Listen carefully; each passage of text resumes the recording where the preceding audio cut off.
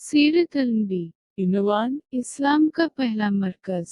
हज़रत साइब और हज़रत अमार रज़ी अल्लाह अन्हुमा दोनों आप सल्लल्लाहु अलैहि वसल्लम की खिदमत में हाजिर हुए। आपने दोनों को अपने पास बैठाया। जब ये बैठ गए तो आपने उनके सामने इस्लाम पेश किया और कुरान करीम की जो आयत आप पर उस वक्त तक नाज़िल हो चुकी थी, वो पढ़ कर सुनाई। उन दोनों ने इसी वक्त इस्लाम कबूल कर लिया। इसी रोज शाम तक ये दोनों नबी करीम सल्लल्लाहु अलैहि वसल्लम के पास रहे। शाम को दोनों चक्के से चले आए। हजरत अमार रज़ी अल्लाह अन्हा सीधे अपने घर पहुंचे तो उनके माँ बाप ने उनसे पूछा कि दिन भर कहाँ थे। उन्होंने फौरन ही बता दिया कि वो मुसलमान हो चुके हैं। साथ ही उन्होंने उनके सामने भी इस्लाम पेश किया और उस दिन उन्होंने कुरान पाक का जो हिस्सा याद किया था वो उनके सामने तलावत किया। उन दिनों को ये कलाम बेहद पसंद आया।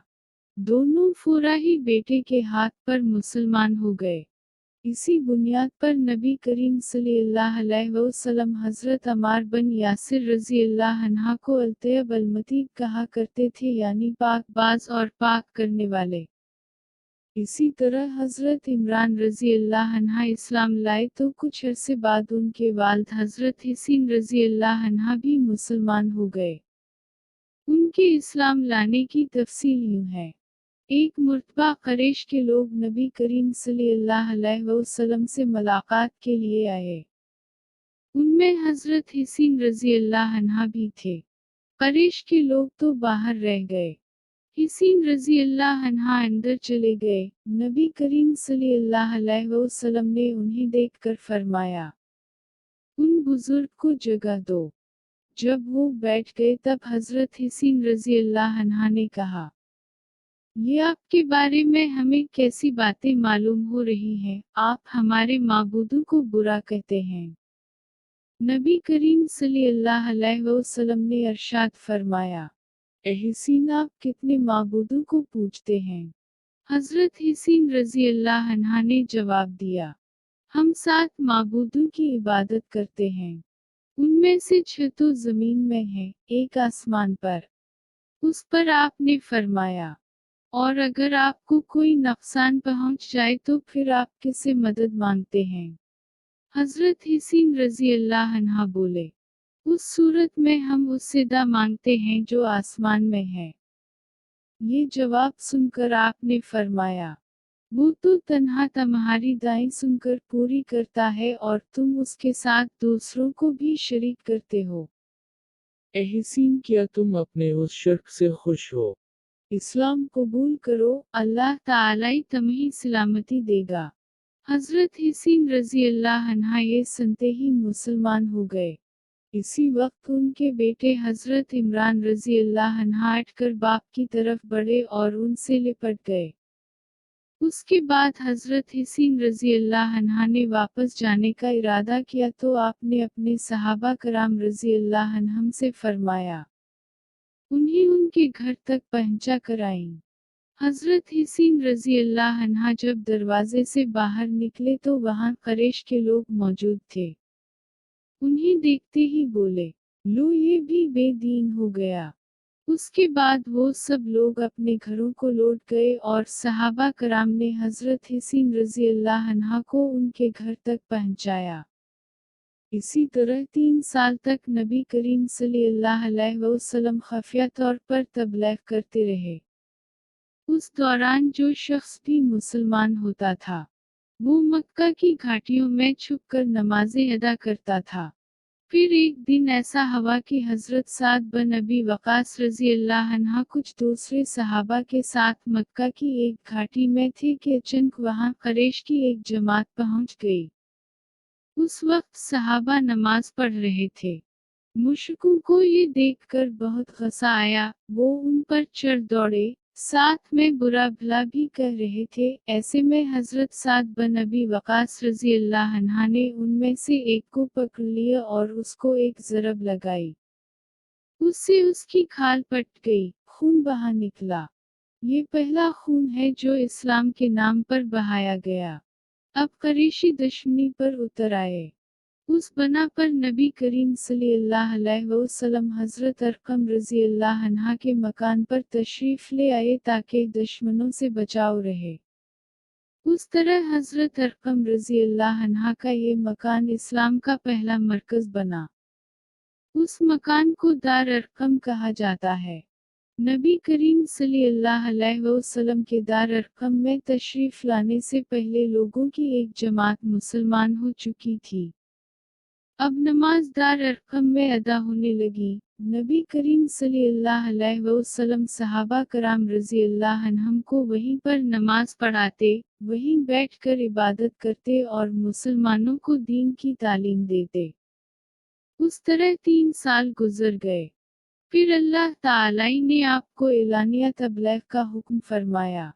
एलानिया तबलीग की इब्तिदा भी दार अरकम से हुई। पहले आप यहाँ खफिया तौर पर दिदवत देते रहे थे, यहाँ तक कि अल्लाह ताला ने सूरह अल-शुरा में आपको हुक्म फरमाया और आप अपने नज़दीक के अहल खानदान को डराइए। ये हुक्म मिलते ही आप काफ़ी परेशान हुए, यहाँ तक कि आपकी फूफियों ने ख्याल किया कि आप कुछ बीमार हैं, चनाचा वो आपकी बीमार परसी के लिए आपके पास आईं। तब आपने उनसे फरमाया, मैं बीमार नहीं हूँ बल्कि मुझे अल्लाह ताला ने हुक्म दिया है कि मैं अपने करीबी रिश्तेदारों को आखिरत के आज़ाब से डराऊं।